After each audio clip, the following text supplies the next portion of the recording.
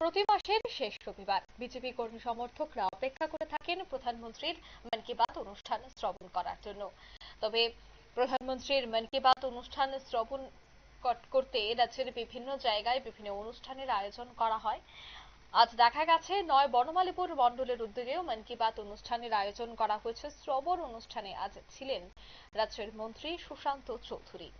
প্রধানমন্ত্রীর মন কি বাত শ্রবণ অনুষ্ঠানে আগরতলা পুর নিগমের 23 নম্বর ওয়ার্ডে বনমালীপুর বিজেপি মণ্ডল কমিটির উদ্যোগে মন কি বাতের এই অনুষ্ঠান থেকে কি বলছেন মন্ত্রী, শোনাবো একবার।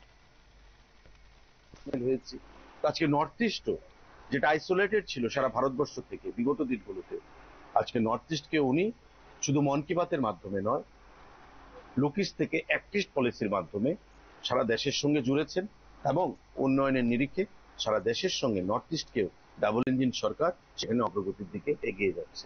এতে করে আমাদের বিশাল উপলব্ধি ত্রিপুরা রাজ্য আমরা সেখানে পেয়েছি।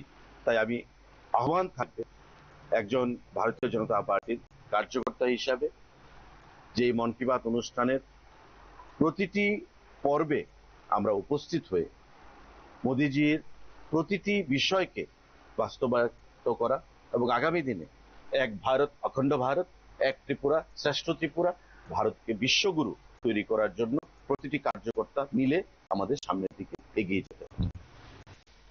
আপনারা শুনলেন মন্ত্রীর বক্তব্য। এক ত্রিপুরা শ্রেষ্ঠ ত্রিপুরা, এক ভারত শ্রেষ্ঠ ভারত গড়ার লক্ষ্যে প্রধানমন্ত্রী নরেন্দ্র মোদীর এই ডাক, এই আহ্বানে প্রত্যেককেই এগিয়ে আসতে হবে। অন্যদিকে নর্থ ইস্টকে কিভাবে এগিয়ে নিয়ে যাচ্ছেন প্রধানমন্ত্রী সে বিষয়টাও আজ তুলে ধরেন মন কি বাতের এই অনুষ্ঠান থেকে মন্ত্রী। নিয়ে নিচ্ছি ছোট্ট একটি বিজ্ঞাপন বিরতি, সঙ্গে থাকুন।